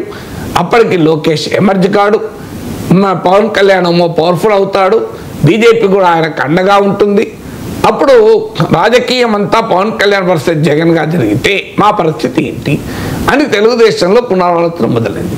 ఇది పవన్ కళ్యాణ్కి వ్యతిరేకంగానో జనసేనకు వ్యతిరేకంగానో జరుగుతున్నదని అనుకోను. అనివార్యంగా తెలుగుదేశం పార్టీలో అదొక రాజకీయ పార్టీ, జనసేన ఇంకో రాజకీయ పార్టీ. తెలుగుదేశం పార్టీ తన రాజకీయ అస్తిత్వం గురించి ఆలోచిస్తుంది కదా. అందువల్ల తెలుగుదేశం నాయకులు తొందరపడకపోతే అంటే లోకేష్ కూడా ఈక్వల్ స్టేచర్ ఇవ్వకపోతే ఇది టీడీపీ జనసేనల మధ్య అసిమెట్రీగా మారుతుంది. అంటే పవన్ కళ్యాణ్ లోకేష్ల మధ్య ఉన్న అసిమెట్రీ కాస్త పవన్ కళ్యాణ్ లోకేష్ల మధ్య ఉండే అసిమెట్రీ కాస్త టీడీపీ జనసేనల మధ్య అసిమెట్రీగా మారుతుంది. అంటే అసమానతలుగా అంటే అసిమెట్రీ అంటారంటే ఈక్వల్ సిచ్యువేషన్ లేని పరిస్థితిని. సో ఇది ఎట్లా తమకు ఫ్యూచర్కు నష్టం జరుగుతుంది అనేది టీడీపీ వారి ఆందోళన. అందుకే మీకు లోకేష్ డిప్యూటీ సీఎం చేస్తే అటు టీడీపీ నుంచి డిప్యూటీ సీఎంగా లోకేష్, జనసేన నుంచి డిప్యూటీ సీఎంగా పవన్ కళ్యాణ్. సో ఇద్దరు కూడా ఈక్వల్ ప్లేన్ మీద ఉంటారు అని. సహజంగానే ఇది జనసేన అంగీకరించదు. ఎందుకంటే ఇక్కడ ఇప్పుడు బట్టి విక్రమార్క కాక సీతక్కను ఇంకొకరిని ఉప ముఖ్యమంత్రి చేస్తా అనే ప్రతిపాదన కూడా వచ్చింది. బహుశా రేవంత్ అది కోరుకుంటాడు కూడా, కానీ బట్టి విక్రమార్క కోరుకున్నాడా? మీరు కర్ణాటకలో సిద్ధరామయ్య ముఖ్యమంత్రి అయినప్పుడు డీకే శివకుమార్ ఉప ముఖ్యమంత్రిగా ఉంటూ పరమేశ్వర ఇతరులకు కూడా ఉప ముఖ్యమంత్రులు అవుతారని ప్రతిపాదన వచ్చింది. శివకుమార్ అంగీకరించలేదు కదా. అందువల్ల కర్ణాటకలో శివకుమార్ అంగీకరించినట్లు, తెలంగాణలో బట్టి విక్రమార్క అంగీకరించినట్లు, మీకు ఈవెన్ ఆంధ్రప్రదేశ్లో కూడా పవన్ కళ్యాణ్ అంగీకరించాడు. ఇంకా కనీసం కర్ణాటక తెలంగాణలో అయినా పార్టీ ఒకటే, కాంగ్రెస్ పార్టీ. ఇక్కడ రెండు వేరు పార్టీలు. అందువల్ల కాంగ్రెస్ పార్టీలోనే ముఖ్యమంత్రి పదవికి పోటీ చేసిన నాయకుడు తనతో పాటు మరొక ఉప ముఖ్యమంత్రి అంగీకరించకపోతే ఒక మిత్రపక్షమైన జనసేన ఎట్లా అంగీకరిస్తుంది? సో అందువల్ల జనసేనలో ఈ ప్రశ్న తమ నాయకుడి పవన్ కళ్యాణ్ పాత్రకు మళ్ళీ పోటీగా లోకేష్ తీసుకొస్తే మేము అంగీకరించలేము. అందువల్ల మేము మా పోటీ లోకేష్తో ఉండకూడదు, మాకు పోటీ ఏమైనా ఉంటే చంద్రబాబు నాయుడుతో ఉండాలి. అందుకే మా పవన్ కళ్యాణ్ ముఖ్యమంత్రి కావాలని కూడా మేము కోరుకోవడంలో తప్పే ఉంది అని వాళ్ళు మొదలుపెట్టారు. అంటే జనసేన వాళ్ళేమో చంద్రబాబు నాయుడును పవన్ కళ్యాణ్ కలిపి ఒక ఫ్రేమ్లో చూస్తున్నారు. టీడీపీ వాళ్ళేమో లోకేష్ను పవన్ కళ్యాణ్ ఒక ఫ్రేమ్లో చూస్తున్నారు. సమస్య ఎక్కడ వచ్చింది? వాళ్ళు ఒక ఫ్రేమ్లో చూస్తున్నారు. వైఎస్ఆర్ కాంగ్రెస్ పార్టీలోమో చంద్రబాబు నాయుడు, లోకేష్, పవన్ కళ్యాణ్ వేరు ఫ్రేమ్లో ఉండాలని వాళ్ళు చూస్తున్నారు. సో ఏ ఫ్రేమ్లో ఉన్నారు అనేది ఇంపార్టెంట్. చంద్రబాబు నాయుడు, పవన్ కళ్యాణ్ కలిపి వీళ్ళిద్దరు మాత్రమే ఒక ఫ్రేమ్లో ఉండాలని జనసేన కోరుకుంటే, చంద్రబాబు నాయుడు సెపరేట్ అయ్యి లోకేష్, పవన్ కళ్యాణ్ ఒక ఫ్రేమ్లో బిగించాలని టీడీపీ ఇస్తుంది. ఇది మీకు డిస్ప్యూట్కు ఒక మూల కారణంగా మారుతుంది. ఇది ఎక్కడి దాకా వెళ్తుంది? ఇక ఇదంతా చంద్రబాబు నాయుడుకు తెలియకుండా జరుగుతుందా? చంద్రబాబు నాయుడే కావాలని వీళ్ళందరితో మాట్లాడించాడని నేనేం ఆరోపించాను. అది అవునో కాదో నాకు తెలియదు. కానీ తెలియకుండా జరుగుతుందా? తెలియకుండా చేసే ధైర్యం ఉంటుందా? ఇప్పుడు టీజీ భరత్ మాట అన్నాడు, టీజీ భరత్ మందలించాడు అని మీడియాలో వచ్చింది. అవి ఎంత మందలించాడో మనకు ఎవరికి తెలియదు. మందలించిన తర్వాత మళ్ళీ ఇంకెవరు మాట్లాడకూడదు, మాట్లాడకుండా ఉంటారా? ఇంతమంది ఇప్పుడు ఇక్కడ తెలంగాణలో చూసాం, కేటీఆర్ ముఖ్యమంత్రి చేయాలి, కేటీఆర్ ముఖ్యమంత్రి చేయాలని స్టేట్మెంట్ ఇచ్చారు. కేసీఆర్ మందలించారని పక్కన స్టేట్మెంట్ వస్తుంది. ఇప్పుడు కూడా ఇది జరుగుతుంది. ఇంకా ఫ్యూచర్లో ఇలాగే జరుగుతుంది. తెలుగుదేశం నాయకులు అంటూ ఉంటారు, చంద్రబాబు నాయుడు మందలించాడని వార్తలు వస్తూ ఉంటాయి అనుకూల పత్రికల్లో. ఎందుకు మందలించారని వార్తలు రావడమో జనసేన వాళ్ళని సంతృప్తిపరచడానికి, వీళ్ళు అనడమేమో తెలుగుదేశం వాళ్ళని సంతృప్తిపరచడానికి. నాకు ఇప్పటి గుర్తు, మాకు చిన్నప్పుడు ఒక తిక్కలోడు ఉండే మా బంధువులలో, బాగా తిక్కల అబ్బాయి వాడు. సో వాడు బాగా దుర్మార్గంగా ప్రవర్తించేవాడు అందరం కలిసినప్పుడు. సో మా నాన్న రోజు చెప్పాడు, అరే వాళ్ళు వస్తున్నారా ఇవాళ, వాడు ప్రతిసారి ఓవర్ యాక్షన్ చేస్తున్నారా, భరించలేకపోతున్నాం, కానీ బంధువులు ఏం అనలేకపోతున్నాం, నువ్వు ఒక పని చేయరా, వాడు వచ్చుడుతున్న మన సంగతి తెలిసి తుక్కుతాను, నువ్వు తంటున్న సమయంలో నేనేమో అరే అట్లా చేయదురా, మన ఇంటికి బంధువులుగా వచ్చిండ్రా, మేము అట్లా తంటరారా అని నేనంటా, నువ్వేం పట్టించుకోక ఇంకా కొట్టు అని చెప్పిండు మా నాన్నే. వాడు వచ్చిండు, అప్పటికి మేము భరించలేకపోతాను, అందరం విపరీతంగా ఉత్తి కారేసిన నేను. మా నాన్నుండి అరే ఏం పడరా అది, అరే మన ఇంటికి బంధువులంతా కొడతారా, అది పద్ధతారా అని మా నాన్నడు. నేను ఇంకా 4 ఎక్కువ ఉతుకుడు, అయిపోయింది కదా పని. అంటే కొట్టమని చెప్పింది తండ్రి, అంతే. అంటే ఇక్కడ అనమని చెప్పింది చంద్రబాబు నాయుడు గారు. అనమని చెప్పిందని అనడం లేదు, మీరు అనట్లేదు, బట్ వినకపోతే తప్పది. ముందే క్లారిటీ ఇచ్చారు. సార్ ఒక పోల్చినప్పుడు ఇప్పుడు గులాబీ పువ్వుతో పోలిస్తుంది, గులాబీ పువ్వు కాదండి, పోలికలు అర్థం కావాలి. పోల్చడం అనేది వర్డ్ టు వర్డ్ ఉండదు. ఇది గులాబీ పువ్వు లాగా సుకుమారంగా ఉన్నాడు అంటే గులాబీ పువ్వు లాగా ఇట్లా అంటే రేకులు పడిపోతాయని కాదు కదా. కంపారిజన్లు చేసినప్పుడు మీకు అర్థం కావాల్సింది, ఆ కంపారిజన్లు ప్రతీకాత్మకంగా చూడాలి, పోలికగా చూడాలి, అలంకారంగా చూడాలి. కానీ ఎగ్జాక్ట్ గా చూస్తామంటే ఈ గ్లాసు అందమే, ఈ గ్లాసు ఖడ్గం లాగా ఉంది అంటే దీంతో ఇట్లా పొడుతుంది కాదు కదా. సో మీరు అంత అమాయకంగా పోలిస్తే నేనేం చేయాలి? నేను ఆ మాట అనలేదు. నేను అన్నదేంటి, అంటే మా ఉదాహరణకు ఎందుకు చెప్పారంటే అక్కడ ఒక దుర్మార్గం వాడు దుర్మార్గుడుగా మా ఇంటికి వస్తున్నాడు కనుక మా నాన్న పెద్ద మనిషిగా వ్యవహరించాడు, నేను చేయాల్సిన పని చేశాను. ఇక్కడ కూడా జరిగేది అదే. చంద్రబాబు నాయుడు చేయిస్తున్నాడని నేను ఆరోపించడం లేదు, కానీ చంద్రబాబు నాయుడు నష్టకపోతే చంద్రబాబు నాయుడు కనుక తీవ్రంగా ఫీల్ అవుతాడు అనుకుంటే ఏ తెలుగుదేశం నాయకుడు మాట్లాడాడు? చంద్రబాబు నాయుడు మైండ్ తెలియకుండా ఇప్పుడు కేసీఆర్ మందలిస్తాడు నిజంగా అనుకుంటే కేటీఆర్ ముఖ్యమంత్రి ఎవరైనా అంటారా అండి? ఏ టీడీపీ నాయకుడు చంద్రబాబు నాయుడు కోపానికి గురి కావాలని కోరుకుంటాడా? కామన్ సెన్స్ చెప్తుంది కదా. చంద్రబాబు నాయుడుకి ఇష్టం లేని మాట మాట్లాడగలరు టీడీపీ వాళ్ళు, మాట్లాడతారు ఎవరైనా. వాళ్ళంత అమాయకులు కాదు కదా. టీజీ భరత్ కానీ సోమిరెడ్డి చంద్రమోహన్ రెడ్డి సీనియర్ నాయకులు కదా, వాళ్ళకి తెలియదు చంద్రబాబు నాయుడు మైండ్ ఏంటి అని. చంద్రబాబు నాయుడు చెప్పకపోవచ్చు మీరు ఇలా మాట్లాడండి అని, ఎందుకంటే చంద్రబాబు నాయుడు అలా డిస్టర్బ్ చేస్తాడు నేను అనుకోను. ఎందుకంటే దీన్ని ఇంకా లోకేష్ పవన్ కళ్యాణ్ మధ్య పోలికను చంద్రబాబు నాయుడే ఎంకరేజ్ చేస్తాడని అనుకోను, ఎందుకంటే అది ఆయనకు కూడా నష్టం కదా. కానీ చంద్రబాబు నాయుడుకు కూడా ఆ కన్సర్న్ ఉంటుంది కదా. సో రేపు లోకేష్ ఉప ముఖ్యమంత్రి పదవి చేయాలన్నా జనం నుంచి ఒత్తిడి వచ్చింది, మా పార్టీ నుంచి నాకు అనివార్యమైంది అని అనడానికి కూడా వస్తాను. అంటే ఒక ఫీలరా సార్? ఫీల్ నాకు ఎలా తెలుస్తుంది ఫీలరా అంటే రియాక్షన్స్ ఎలా వస్తాయి మాత్రం ఖచ్చితంగా నేను చెప్పగలను. చంద్రబాబు నాయుడు ఆనందపడడు, వ్యతిరేకిస్తాడు, కోపానికి వస్తాడు, భరించలేడు మాత్రం ఎవరు మాట్లాడరు. ఇది కామన్ అని చెప్తుంది. అంత సాహసం చేయలేరు. బట్ జనసేన పార్టీ అఫీషియల్ గా ప్రకటన ఇచ్చింది ఎవరు మాట్లాడొద్దని చెప్పి.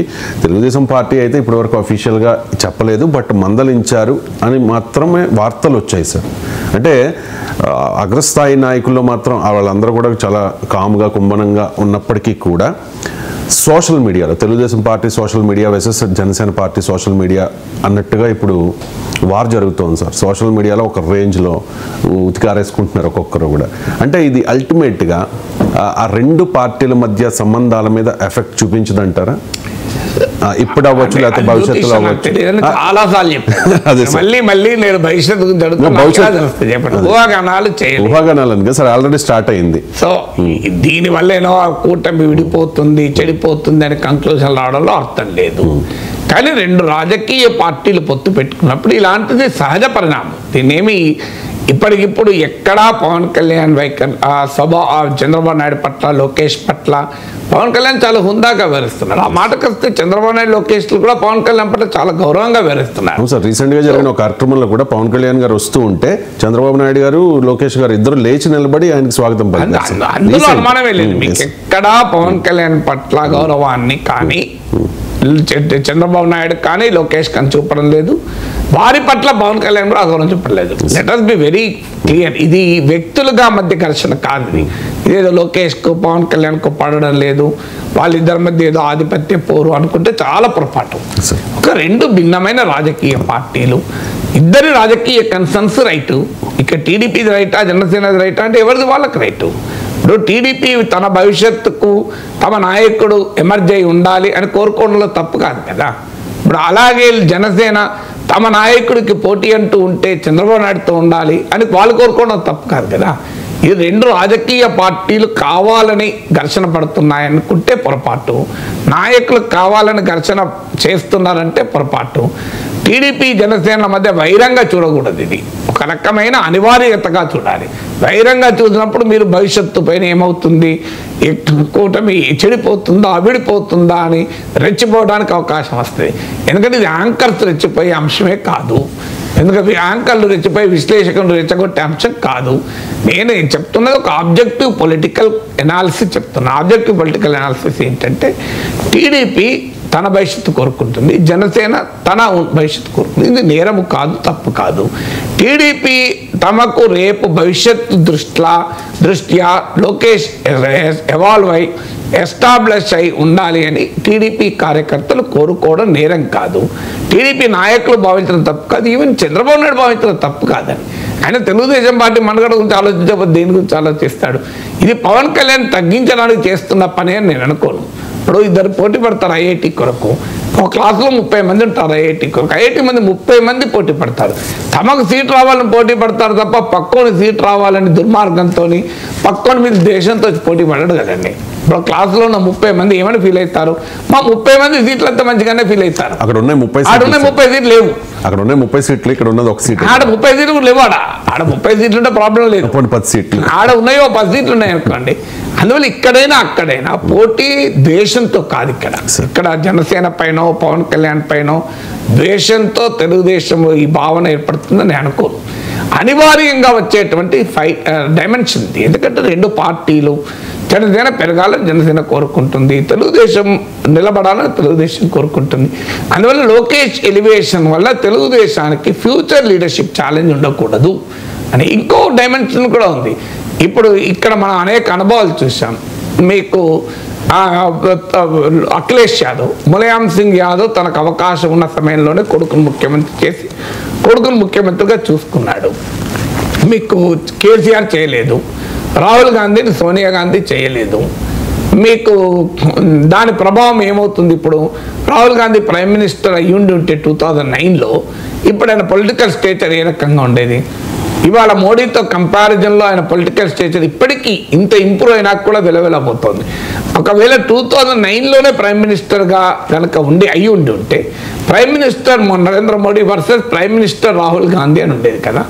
సో మీకు కేటీఆర్ను కనుక కేసీఆర్ ముఖ్యమంత్రి చేసి ఉంటే ఇలా రేవంత్ రెడ్డితో కంపారిజన్లో కేటీఆర్ చాలా హయ్యర్ లెవెల్లో ఉండేవాడు కదా.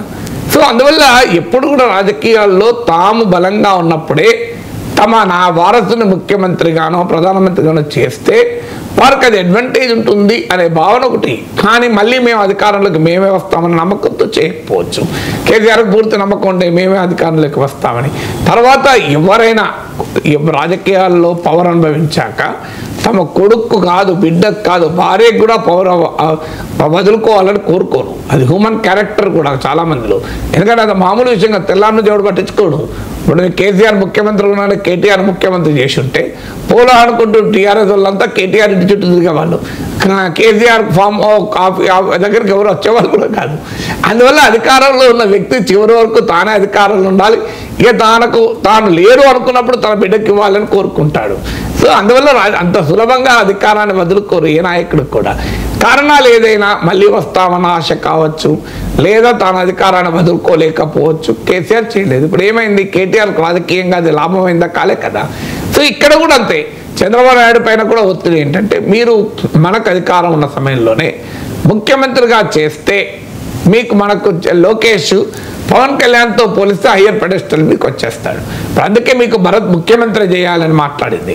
ఎందుకంటే ఉప ముఖ్యమంత్రి అనేటప్పుడు కూటమిలో భాగస్వామ్య పక్షాల నుంచి వ్యతిరేకత వస్తుంది.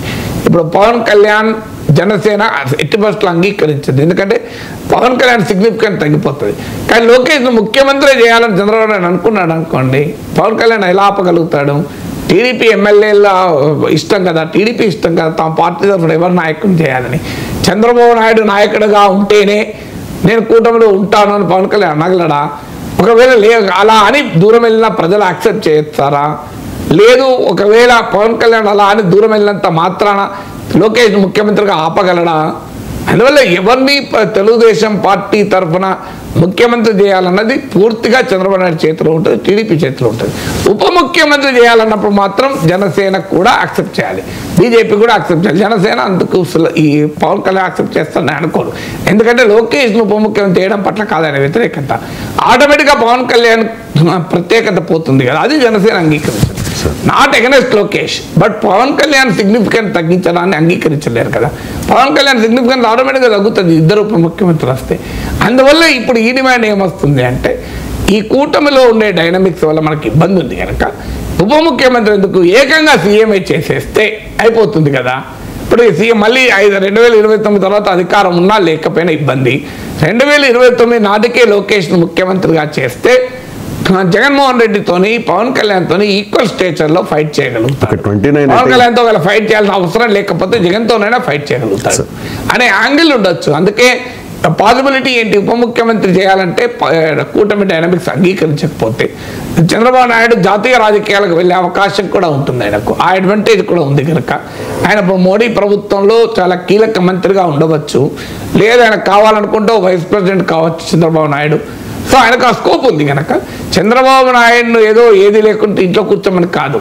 చంద్రబాబు నాయుడు జాతీయ స్థాయిలో పాత్ర పోషించి లోకేష్ని ఇక్కడ డిప్యూటీ చీఫ్ మినిస్టర్ కనుక చేస్తే ఇది ఒక చర్చ కూడా నడుస్తోంది. ఇప్పుడు లోకేష్ నిజంగానే టీడీపీ వారు జనసేన అభ్యంతరాన్ని పక్కన పెట్టి డిప్యూటీ సీఎం చేస్తే బహుశా పవన్ కళ్యాణ్ జాతీయ రాజకీయాలకు వెళ్ళి ఇక నాగబాబును మంత్రిగా చేసి ఆయనను జనసేన తరఫున ఉప ముఖ్యమంత్రి చేసి నాగబాబు లోకేష్ ఉప ముఖ్యమంత్రిలాగా ఉంటారు, చంద్రబాబు నాయుడు ముఖ్యమంత్రిగా ఉంటాడు, పవన్ కళ్యాణ్ జాతీయ స్థాయిలో మోడీ ప్రభుత్వంలో కీలక మంత్రిగా ఉంటాడు. ఆ పాసిబిలిటీ కూడా ఉంటుంది. అందువల్ల ఇది పరస్పర పోటీ కాదు, ఎవరి అడ్వాంటేజ్ కొరకు వాళ్ళు చేసే ప్రయత్నం. ఇది కూటమిలో అనివార్యంగా వస్తుంది. అందుకే మళ్ళీ మళ్ళీ చెప్పేది లోకేష్కు పవన్ కళ్యాణ్కు చంద్రబాబు పవన్ కళ్యాణ్ రిలేషన్స్లో వచ్చే సమస్య కాదు ఇది. ఆ సమస్య కాదు. ఈ సమస్య ఏంటి అంటే తమ పార్టీకి అడ్వాంటేజ్ ఉండాలి అని సహజంగా ప్రతి పార్టీ కోరుకుంటారు. ఎట్లీస్ట్ డిసడ్వాంటేజ్ ఉండకూడదు. అడ్వాంటేజ్ పక్క పెట్టండి, తెలుగు డిసడ్వాంటేజ్ ఉండకూడదని ఆ పార్టీ కోరుకుంటారు. లోకేష్ ఉప ముఖ్యమంత్రి అయితే తమకు డిసడ్వాంటేజ్ ఉండదు అని టీడీపీ కోరుకుంటుంది. అలాంటి పరిస్థితి వస్తే తమకు డిసడ్వాంటేజ్గా మారుతుందని జనసేన కోరుకుంటుంది. అందువల్ల ఈ చర్చలంతా జరుగుతున్నాయి.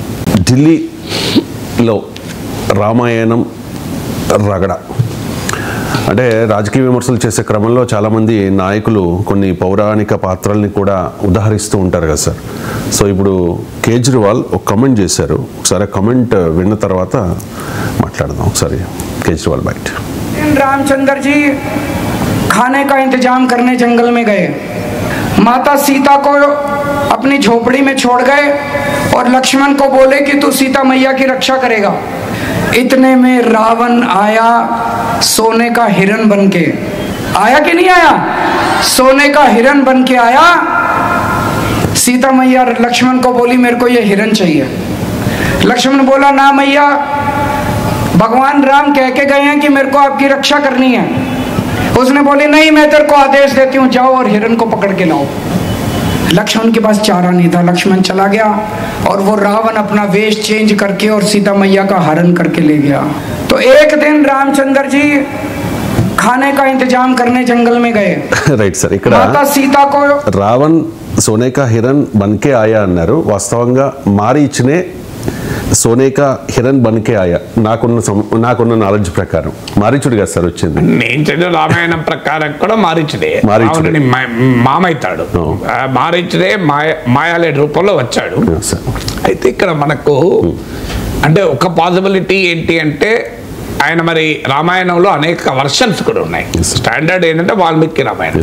మీరు ఉదాహరణకు నాకు గుర్తు, సబ్జెక్ట్ కరెక్షన్ ఎవరంటే క్షమించాలి, వాల్మీకి రామాయణంలో రాముడికి అక్క కూడా ఉంటుంది, శాంత అనుకుంటా. మన బతుకమ్మ పండుగల్లో కూడా ఒక ఋషికి ఇస్తారు ఆమెను. సో కానీ మీకు నేను చదివిన రామచరితమానస్లో నేను చాలా చిన్నప్పుడు చదివాను, 10వ తరగతి లోపే దాదాపు 12 సార్లు 13 సార్లు చదివాను. నాకు గుర్తున్నంత వరకు సబ్జెక్టు కరెక్షన్ అది రామచరితమానస్లో అక్క ప్రస్తావన లేదు నాకు గుర్తున్నంత వరకు. అంటే రామాయణంలో కూడా కొన్ని రామాయణాలు ఒక రకమైన వర్షన్ ఇస్తాయి. అంటే మెయిన్ స్టోరీ మారదు, మెయిన్ పాత్రధారులు మారరు. ఇప్పుడు అరవింద్ కేజ్రీవాల్ చెప్పిన రామాయణంలో కూడా రావణుడు మాయాలేడి సహకారంతో భ్రమల్లో పెట్టి సీతమ్మ తల్లిని అపహరించాడు. ఇక్కడైతే తేడా లేదు కదా, రావణుడు అపహరించక వేరేవాడు అపహరించాడని చెప్పలే కదా. మెయిన్ స్టోరీలో తేడా ఉండకపోయినా కాస్త రకరకాల వర్షన్స్ ఆయా ప్రాంతాల్లో వచ్చే. ఇప్పుడు నేపాలీ రామాయణం ఉంది సార్, మీరు అన్నట్టు చాలా వెర్షన్స్ ఉన్నాయి సార్. నేను ఇప్పుడే సెర్చ్ చేశాను. According to the Ramayana, the name of the Rama sister was Shanta, who was older than the 4 brothers. Shanta was the daughter of King Dasharatha and Kaushalya. అదే అందుకే నేను చెప్పింది మీకు.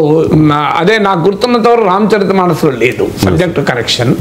సో అందువల్ల మీకు ఈవెన్ వనవాసం నుంచి వచ్చేటప్పుడు కూడా మనకు టీవీ రామాయణంలో చూపెట్టారు. వనవాసం నుంచి వచ్చేటప్పుడు కూడా రాముల వారు శాంత ఇంటికి ఆశ్రమానికి వెళ్ళి వస్తారు. సో అందువల్ల ఇలా డిఫరెంట్ వర్షన్స్ ఉన్నప్పుడు మరి కేజ్రీవాల్ ఏదైనా వర్షన్ చదివాడో మనకు తెలియదు. ఇక రెండవది మర్చిపోయి కూడా చేయొచ్చు. ఇప్పుడు నిన్న ఉదాహరణకు మీకు అంటే నేను ఒక తప్పును మరో తప్పును సమర్థించాలని చెప్పడం లేదు, కేజ్రీవాల్ సమర్థించాలని అవసరం నాకు లేదు.